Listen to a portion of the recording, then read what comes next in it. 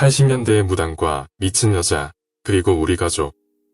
때는 80년대 초반. 제가 학교를 들어가기 전 6살 때쯤이라고 합니다.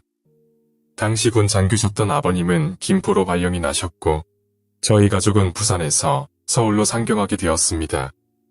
부대가 김포이니 김포 쪽으로 왜 이사를 안 했냐고요. 당시 김포 쪽은 공항 쪽 말고는 거의 논밭뿐인 동네였고 학교를 가야 할 시기인 제게 교육적인 환경이 매우 부족한 지역이었기에 저와 어머님은 지금은 강북구 미아리로 불리지만 당시엔 도봉구였던 미아리라는 지역으로 이사를 하게 되었습니다. 당시 대통령부터 육군장성으로 계속 타고 내려오던 시기였기에 해군 장교이신 아버님의 진급은 매우 느렸고 또 당시 군장교 봉급이 약관했던 시절이고 아버님의 불알 친구라던 분이 아버님께 당시 3천만 원이란 거금을 빌려가서 또 피해버리는 일까지 발생해 집안 사정은 더더욱 말이 아니었죠. 당시에 30평 아파트가 4천만 원 왔던 시절이니까요. 그런 집안 형편 때문에 어머님은 어쩔 수 없이 양장 공장에 나가시게 되었고 어렸을 때 저는 보통 집에서 혼자 지내게 되었죠. 물론 집에 조그만 단칸방에 새를 살면서 간간히 저를 봐주는 할머니가 계시긴 했지만 그분은 제 기억에도 어머님이 앞에선 제게 잘하는 척을 했지만 집에 어머님이 없을 땐 자기 일만 하시던 노인네였죠. 물론 아버님은 부대 내에서 지내셨고 간간히 매달 한 번 겨우 집에 들어오실 정도였고 저희 가족이 다 같이 모이는 날과 시간은 한 달에 한 번 정도였죠. 서론이 길었네요. 어머님께는 잊지 못할 충격의 사건이 되었던 그날은 장마가 한참인 여름이었다고 합니다. 그날도 역시 어머님은 저녁 8시에 공장 일을 끝내고 들어오셨고 장마가 한창인 때라 천둥 번개를 동반한 비가 엄청나게 내리던 날이었다고 합니다. 제게 저녁밥을 차려주고 제가 잠이 드는 걸 확인한 절실한 기독교 신자셨던 어머님은 평소와 같이 굵은 노트에다가 성경을 써 내려가고 있으셨다고 합니다. 밤 11시쯤 갑자기 쿵쿵하는 소리가 대문 밖에서 들렸고 빗소리와 쿵쿵하며 두드리는 대문 소리. 거기다가 간간히 들려오는 잠깐 문 좀 열어보세요 라는 여자의 목소리가 들려 어머님은 기껏해야 나이 먹은 노인네 하나와 어린 저 하나밖에 없는 집이었기에 많이 무서우셨지만 문 밖으로 들리는 소리가 여자의 목소리고 낯이 익었기에 기다란 우산을 무기 삼아 대문을 열어주었다고 합니다. 대문을 열어보니 우산을 쓰고 있지만 빗물로 떡이 된 스포츠 머리에 등치가 큰 여자가 서 있어서 너무나 놀라셨고 이 여자가 옆집 무당이란 걸 알아차리고 한편으론 안심을 하셨다고 합니다. 그 무당은 스타일부터가 당시에 스포츠 머리의 여자가 얼마나 있었겠습니까? 그것도 80년대 말이죠. 하여튼 독특한 여자였고 당시 그 지역에서 엄청나게 유명했던 무당이라고 합니다. 미아리 자체가 지금도 그렇지만 당시엔 더더욱이나 무속인 집단의 거주지였고 특히 이 무당은 정계 인사들까지 다녀갈 정도로 알아주던 무당이었다고 합니다. 그런 무당이 어머님께 이러더랍니다. 아주머니 제가 귀신 들린 미친년 하나를 치료하고 있습니다. 근데 그년이 집을 나가서요. 혹시 보셨습니까? 그러자 어머니가 말씀하셨죠. 그런 여자를 이 늦은 시각에 왜 저희 집에서 찾습니까? 무당이 말하길 아주머니 댁의 아드님과 그년이 자주 대화를 한다고 들어서요. 걱정이 돼서 그러는 겁니다. 유명해서 호기심은 가지고 있었지만 절실한 기독교 신자셨고 자기 아들이 귀신 들린 년하고 어울린다린 막말을 하는 무당에게 어머님은 화를 내시며 문을 닫아버리셨다고 합니다. 한동안 아주머니 일단 제 말을 들어보세요 하면서 계속 굳게 닫힌 대문 밖에 서서 소리를 질러대는 무당을 무시하고 어머님 집에 들어오셔서 제 옆에 누우셨지만 가뜩이나 천둥 번개가 치며 비까지 내리고 늦은 시각 무당까지 찾아와 어머님께 이상한 소리를 하고 가니 어머님은 너무나 무서웠다고 합니다. 그래서 손에 조그만 십자가를 드신 채로 잠깐 잠이 드셨고 이상한 꿈을 꾸게 되셨다고 합니다. 외할아버지가 집으로 들어오셔서 문을 전부 열어 제끼시곤 화를 내시며 어머니께 그러셨답니다. 막내야, 빨리 일어나라. 밖에 미친 개가 있다. 쫓아내거라. 이런 말을 계속 반복하시면서 어머님께 호통을 치셨고 천둥 소리보다 더 큰 호통 소리에 어머님은 눈이 번쩍 뜨이셨다고 합니다. 그래서 바로 거실에 나가 베란다를 열고 밖의 상황을 보셨고 어머니는 엄청난 공포를 느끼게 되셨죠. 당시 저희 집 구조가 거실에 한쪽 벽이 통째로 큰 베란다형 창문으로 되어 있었는데 그 베란다를 어머니께서 열으셨을 때 마당이 보이고 저희 집 안쪽에 담에 가려 옆집의 몸체는 보이지 않고 지붕만 보이는데요. 그 옆집 지붕 위에 머리를 산발을 한 흰색 옷을 입은 여자가 두 다리를 팔로 감싸 안은 채로 앉아서 그 새벽의 어둠 속에서라도 어머님이 확실히 느낄 수 있게 어머님을 노려보더랍니다. 그리고 너무나 놀래서 오히려 움직이지 못하고 서 있는 어머님을 보며 웃는 신용까지 하더랍니다. 약간의 경사가 진 지붕 위에서 미끄러지지도 않고 앉아서 말입니다. 어머니께서 그 지붕 위에 괴상한 여자를 목격하시곤 패닉 상태에 빠지셨고 새들어 사시던 할머니를 급히 깨우셨다고 합니다. 당시 아버지가 부재 중이셨기에 이런 급박한 상황에서 어머님이 의지하실 때라곤 절 봐주시던 할머니뿐이었죠.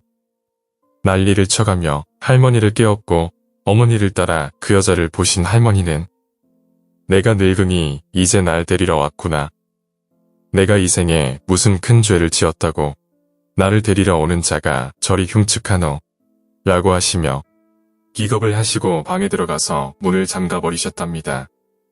경찰에 신고를 하자니 정신 나간 사람 취급 당할 것 같고 그냥 있자니 더 큰 무슨 일이라도 벌어질까 무서워 안절부절하시던 어머님은 부산에서부터 평소에 친하게 지내시던 목사님이 계셨는데 그분께 전화를 드렸답니다.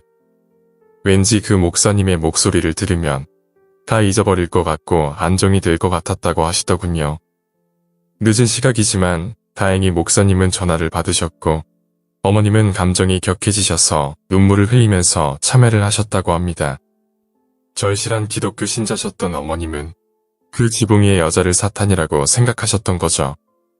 한참을 전화기를 붙잡으시고 서럽게 우시며 살면서 행했던 조그만 나쁜 일까지 모두 목사님께 이야기를 하면서 나름대로 참회라는 걸 행하셨던 어머님은 마음이 편안해지셨다고 합니다. 사람이란 게 참 나약한 동물이죠. 어머님은 그 목사님과의 통화로 공포를 일종의 자기 체면 효과로 극복하셨던 겁니다. 목사님과의 전화를 끊기 전 목사님이 그러셨답니다. 이제 자매님 마음속의 사탄은 다시 지옥으로 떨어질 겁니다. 라고 말입니다. 하지만 또 단순하신 어머님은 그 말을 믿으실 수밖에 없었죠. 왜냐면 목사님의 마지막 말을 끝으로 전화를 끊었을 찰나에 밖에서 쿵 하는 소리가 들려 어머님은 다시 용기 내서 거실로 나가보셨고 베란다에 서서 다시 옆집의 지붕을 봤을 땐 그 괴상한 여자는 사라지고 없었기 때문입니다. 그래서 단순하시고 절실하신 신자셨던 어머님은 정말로 사탄이 지옥으로 떨어졌구나 라고 생각을 해버리시곤 다시 한번 기도를 드리고 편안한 마음으로 잠이 드셨다고 합니다. 그 일이 있고 나선 편안한 일상으로 돌아왔고 시간이 흘러 아버님이 한 달 만에 집으로 오셨다고 합니다. 아버님이 집에 도착을 해보니 어머님은 아직 공장에서 돌아오시기 전이셨고 저 혼자 집에서 놀고 있었다고 하시더군요. 그런 제게 짜장면을 하나 시켜주시고 아버님의 유일한 취미이신 텃밭일을 하셨다고 합니다. 아버님이 고추나 상추 등을 시장에서 구할 수 있는 어패류를 담는 스티로폼 박스에 심으셔 키우시는 걸 참 좋아하셨습니다. 물론 집을 거의 비우셔서 어머님이 매일 돌보시지만 아버님께선 그런 농작물이 열매를 맺어 수확을 하시면 이게 바로 100% 자연산이야 라고 하시며 즐기셨죠. 세월이 흐른 지금도 나를 자식인 저보다 더 아끼시며 키우는 걸 보면 참 식물을 좋아하시는 양반입니다. 또 이야기가 3000% 빠졌네요. 그래서 그날도 아버님은 마당과 옥상에 심어져 있는 농작물들을 보시러 올라가셨고 저희 집 남쪽으로 연결된 옥상에서 이상한 걸 보셨다고 합니다. 옥상에 보면 구석에 비가 오면 옥상에 물이 고이지 않게 구석에 물구멍이 있는데 그 구멍에 시뻘건 피가 시간이 좀 오래되었는지 굳어진 채 형체만 남아있더랍니다. 장마 시즌이라 항시 빗물이 물구멍으로 흐르지만 동그란 구멍의 양 옆부분엔 핏물이 흘렀던 자국이 남은 거죠. 항시 집을 비우는 걸 미안해 하셨던 아버님이시기에 걱정이 돼서 어머님이 들어오시기만 기다리셨고, 집에 오신 어머님은 며칠 전 지붕 위의 사건을 아버님께 자랑스럽게 말씀해드렸죠. 물론 성령의 힘으로 사탄을 물리쳤다는 말과 함께요. 어머님의 이야기를 조합해보고 우리 집 옥상의 물구멍에 고여있던 피자국들을 연관시키던 아버님은 끝내 답을 찾으시진 못하셨지만 내내 마음이 쓰이셨다고 합니다. 그래도 오랜만에 가족이 다 모였던 날이기에 기분 좋게 가족들끼리 저녁 식사를 할 수 있었고, 오랜만에 아버님을 봐서 들떠있던 저는 밤이 늦어서까지 잠들지 않았다고 하더군요. 그래서 아버님과 어머님은 골 좀 썩으셨을 겁니다. 왜냐면 다 큰 성인들은 아실 줄 믿겠습니다. 12시가 다 되어서야 저를 재우시곤 부모님께선 오붓하게 맥주 한 잔을 하시며 그간 못 봤던 시간들에 대한 이야기를 나누실 때 자꾸 이상한 소리가 들리더랍니다. 킥킥거리는 소리가 어렴풋하게 들려왔고, 아버님은 전에 어머님께 들었던 말도 있고 해서 군인정신과 한 집안의 가장이라는 보호정신까지 플러스 알파가 되어 당당하게 여름이라 모기가 들어올까봐 조금만 열어두었던 베란다 문을 아버님이 확 열어 제끼셨답니다. 하지만 군인정신이고 뭐고 아버님은 어머님도 놀랄 정도로 비명을 지르셨답니다. 그때 일을 아버님은 태어나서 그런 걸 처음 봐서 어쩔 수가 없었다라는 변명으로 이야기하십니다. 베란다를 열어 제끼셨을 때 역시 건너편 지붕엔 머리를 산발한 그녀가 서 있었던 겁니다. 아버님의 비명소리에 놀랬지만 옆에 아버님이 있는 보호자가 있는 상황이기에 어머님도 아버님께 가까이 와서 같이 지붕 위에 그녀를 보았다고 합니다. 전에 그녀는 무릎을 안고 쭈그려 앉아 있었지만 이번엔 서 있더랍니다.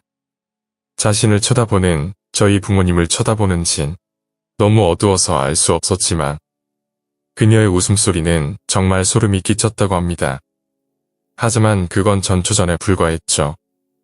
그녀의 다음 행동은 아버님께서 바로 안방의 좌대에 걸려있는 일본도를 가질러 안방으로 뛰어가게 만드셨죠.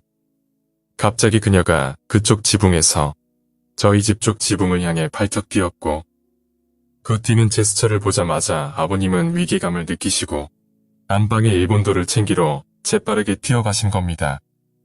하지만 안방에 뛰어들어가실 때쯤 쿵 하는 소리가 들렸고 일본도를 챙겨 다시 거실로 나와 거실 바닥에 주저앉아 있는 어머님을 뒤로하고 다시 베란다를 내다봤을 땐 그녀는 없었습니다.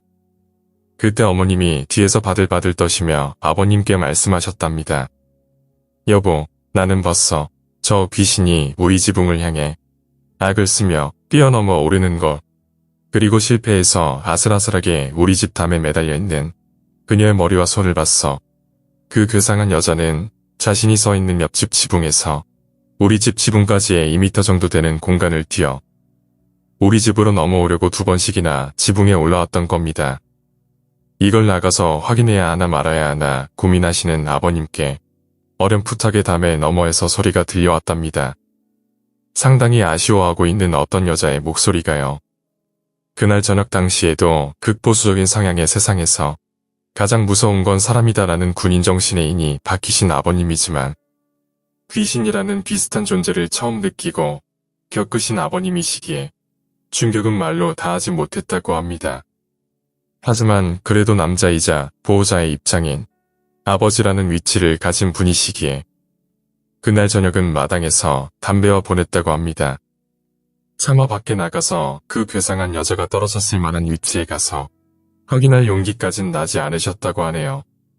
그렇게 아버님은 그날 뜬 눈으로 저녁을 보내셨고, 다음날 아침 어머님은 다니시던 집 근처의 교회에 찾아가셔서 사정 얘기를 하셨고, 목사님과 전도사님, 그리고 교회 성도들이 몰려왔죠.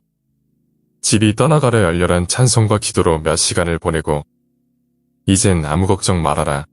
이건 어머님의 믿음을 의심하는 사탄의 시험이었다는 허무맹랑한 결론을 내려주곤 목사님과 성도들은 집을 나섰고, 기독교든 어느 종교든 존재 자체가 나약한 인간들의 도피라고 생각하시고 경시하시던 아버님은 그때서야 잠깐 나가 있으시다가 집으로 들어오셨죠. 교회 식구들이 집에 왔다 가고 나름 집에 성령이 충만해졌고 사탄의 시험에서 승리했다고 믿으시는 깝깝한 어머니를 뒤로하고 아버님은 오늘 저녁 다시 찾아올지 모르는 그 괴상한 여자에 대해 생각을 해보셨다고 합니다. 나름 짬밥을 먹을 만큼 먹으셨고 왠지 모를 육감과 비스무리한 동물적 감각이 있다고 믿으시는 아버님은 왠지 모르게 오늘 저녁 그 괴상한 여자가 다시 올 거라 확신했다고 말하시더군요. 그렇게 아버님과 어머님은 서로 다른 정신 속에 계셨고 안타깝지만 다시 저녁이 찾아왔습니다. 애초부터 작정을 하시고 잠을 주무시지 않던 아버님은 낮부터 제게 검도를 가르치시고 절 지치게 해서 일찍 잠들게 하시곤 마당에서 옆집 지붕이 보이는 방향으로 목검을 가져다 놓으시고 앉아서 불침번을 서게 되었죠. 군인이기 이전의 아버님이었고 아버님이기도 하지만 그는 대한민국의 군인이셨으니까요. 그런 아버님의 행동을 괜한 짓이라고 이젠 사탄의 시험은 없을 거라며 아버님께 잔소리를 하시는 어머님이었지만 내심 마음속은 든든하셨을 거라고 짐작이 되는군요. 시간이 점점 흐르고 장마가 끝나고 모기가 극성이던 때라 모기와 씨름하려 알 수 없는 그녀를 기다리며 생기는 불안감과 공포에 씨름하려 아버님은 점점 지쳐가셨고 정신이라도 차릴 겸 집 주위를 둘러싸고 있는 형태의 한 골목길을 한번 돌아봐야겠다는 생각이 드셨다고 합니다. 그래서 집 밖으로 나와 골목길을 한번 쭉 돌아보셨다고 합니다. 집 주위의 골목길을 유심히 돌아보시던 아버님은 무당집을 지나치게 되셨죠. 그리고 아버지 목 부익게 정도 오는 높이에 옆집 창문을 지나칠 때였습니다. 늦은 저녁이라 창문에 불은 꺼져 있다고 생각했고 그렇게 보였지만 막상 바로 옆을 지나가다 보니 창문 한쪽으로 미세한 누런 불빛이 보였다고 합니다. 그래서 왠지 모를 호기심에 반쯤은 열려있는 창문을 조심히 들여다보셨고 촛불 몇 개가 켜져 있는 불상이 있는 단을 향하여 기도를 하고 있는 무당의 뒷모습이 보였다고 합니다. 처음 집을 이사할 때도 복덕방 할아버지에게 무당에 대한 얘기를 들었고 아버님이 계셨던 사단장들의 마누라들도 자주 찾는 유명한 무당집이란 걸 익히 들어 알고 있던 아버님이시라 들고 계신 담배를 끄고 계속 무당의 행동을 주시하셨고 상당히 높은 창문의 위치였지만 키가 184나 되시는 아버님의 키로는 부담은 되지만 못 들여다 볼 정도는 아니었기에 혹여나 이 높은 위치의 창문을 누가 들여다보겠다는 생각을 하겠어라는 생각을 가지고 자신을 안심시키며 계속 무당의 행동을 주시하고 있을 때쯤 무당이 작은 목소리로 혼잣말을 하더랍니다. 내년은 정말 왜 그러냐? 네 스스로가 강해지고 정신을 차려야 네 안에 그것을 떼어낼 수 있는 것이다. 그런 말을 무당이 말하고 있었다고 합니다. 신이라도 온 건가? 라고 생각을 하시던 아버님은 무당의 뒷모습만 유심히 보고 있었지 무당이 기도를 드리는 방 전체의 모습을 보지 않았기에 고개도 돌려보고 서 있는 위치도 바꿔보면서 방 전체의 모습을 다 보려고 하셨답니다. 그렇다가 아버님은 또 한 번 충격을 받으셨는데 무당이 기도를 드리는 그 방의 입구 쪽에 그렇게나 자신과 아내를 공포로 몰아넣던 그 괴상한 여자가 서 있는 겁니다. 그것도 팔과 다리 부분에 기부스를 한 채로요. 그제서야 어머님이 전에 흘리며 말했던 무당집에서 도망갔다는 귀신 들린 여자 이야기가 생각이 나셨고 저 귀신 들린 미친년이 우리 집에 해코지를 하는구나 라는 생각에 속에서 열불이 올라오셨다고 합니다. 그리고 자신이 다시 부대로 들어가는 이틀 후까지는 이 일을 해결하고 끝을 봐야겠다는 생각이 드셨다고 합니다. 오늘은 늦었으니 내일 보자 라는 생각에 아버님은 몸을 돌려 집으로 향하던 찰나 아버님은 자신을 못 봤다고 생각을 했지만 입꼬리를 한쪽으로 올리며 뭐가 그리 재미있다고 웃는 그 미친년과 눈이 마주치셨고 그 미친년은 난 애초부터 네가 거기서 훔쳐보고 있다는 걸 알고 있었어. 비릿하면서도 뭐가 그리 재미있는지 오버를 해가면서 웃더랍니다. 그 모습을 맞은편에 있는 무당이 보았는지 바로 일어나 뒤를 돌아보려 하자 아버님은 재빠르게 자리를 피하셨다고 합니다. 바로 옆인 자기 집으로 들어가면 대문을 열 때 들리는 향하는 소리와 발소리 때문에 혹여나 우리 집에 피해가 갈까. 그 자리에서 한 200m 정도 떨어진 놀이터로 자리를 피하셨죠. 한여름에 이게 뭐하는 짓인가 하는 생각에 자신도 한심하셨지만 저 미친년 문제를 무당과 쇼부를 보지 않으면 분명히 집에 큰일이 날 것이다 라고 생각이 들었기에 다음날 아침 무당에게 찾아가 어찌해야 하나 놀이터 벤치에 앉아 생각을 하시다가 어느새 문득 새벽 2시가 넘어가는 시간과 집을 비워둔 게 마음에 걸려 집으로 급히 향하셨죠. 집 앞에 대문에 도착해서 어두워 보이지도 않는 열쇠 구멍에 열심히 열쇠를 꼽아 넣고 대문을 열었을 때 아버님은 태어나서 처음으로 그제서야 귀신이란 것이 있구나 라는 걸 느끼게 되셨답니다.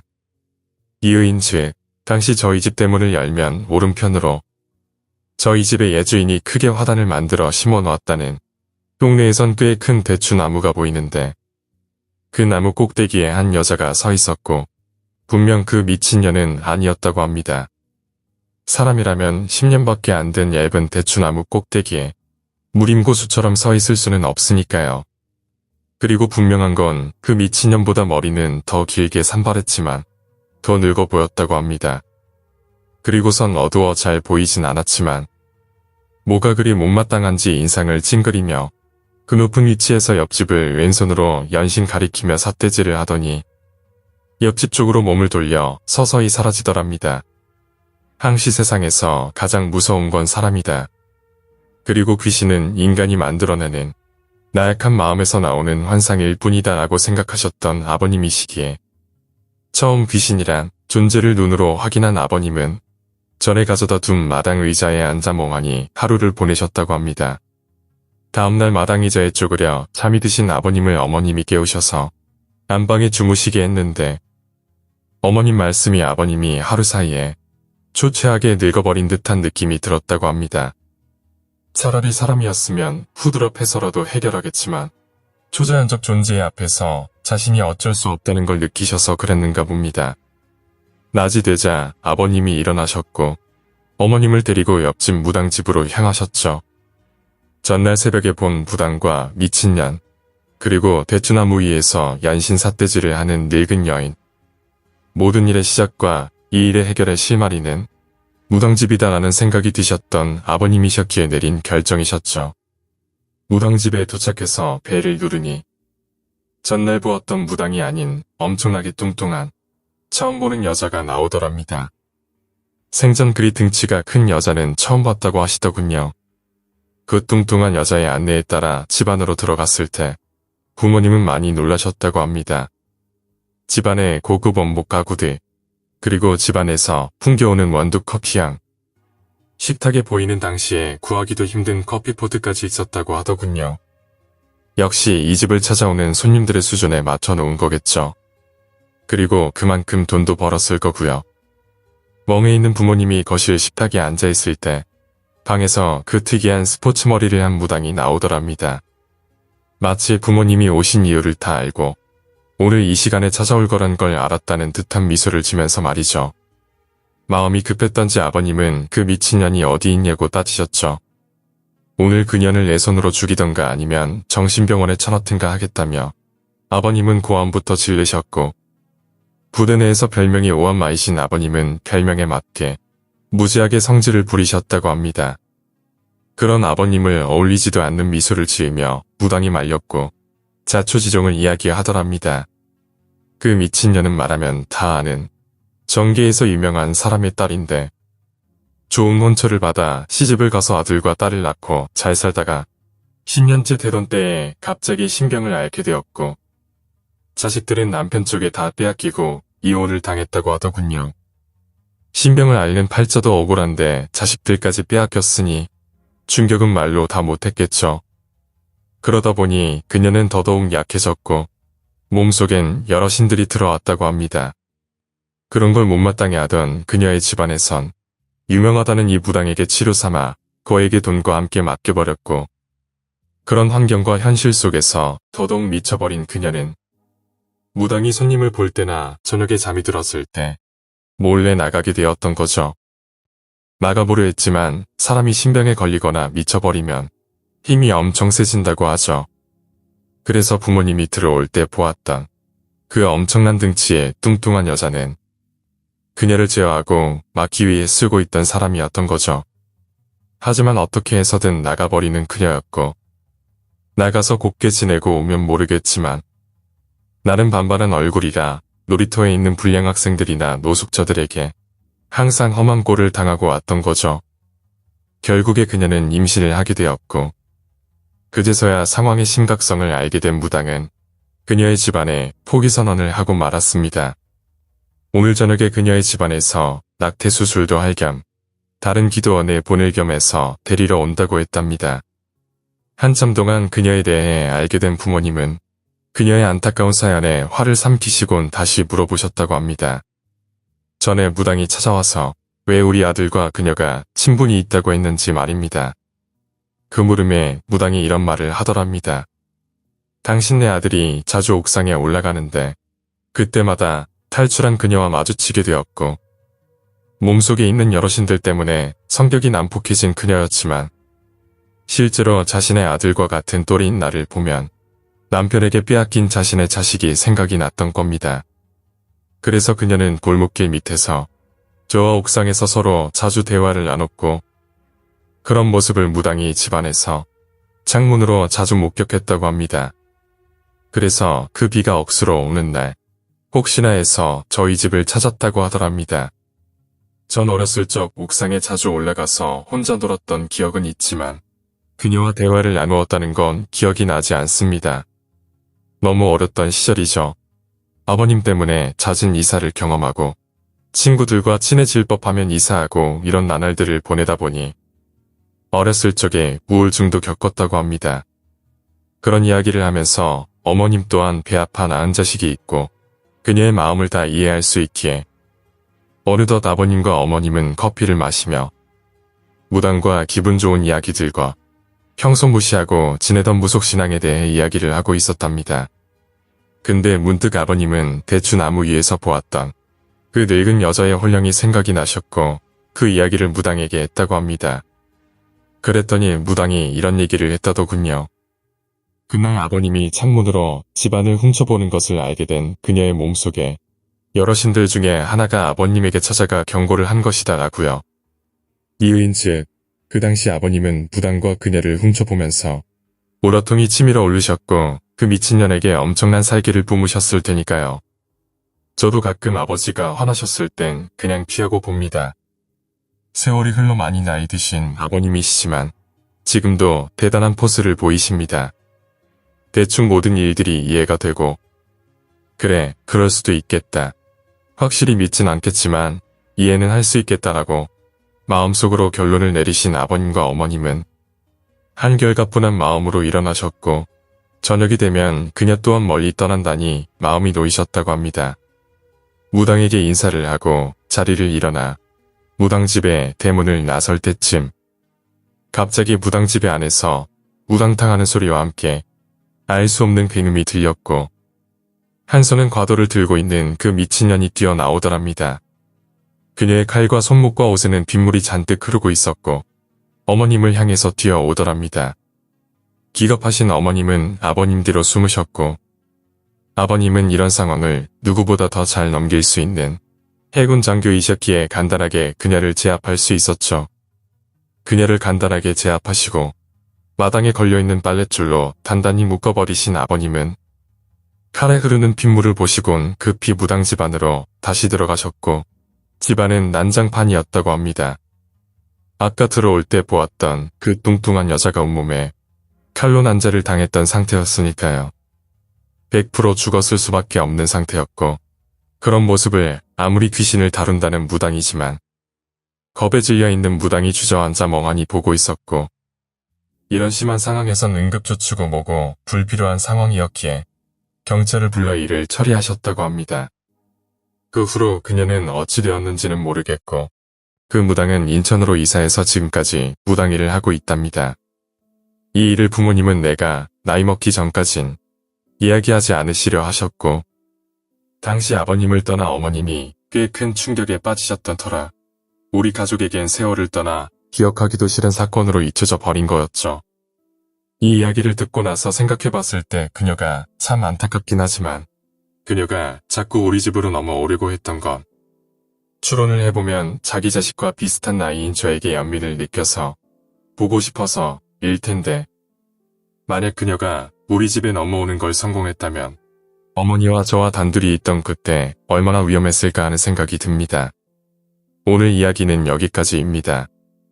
오늘 이야기가 재미있으셨다면 구독과 좋아요, 댓글 부탁드립니다. 댓글은 저에게 정말 큰 힘이 됩니다. 감사합니다.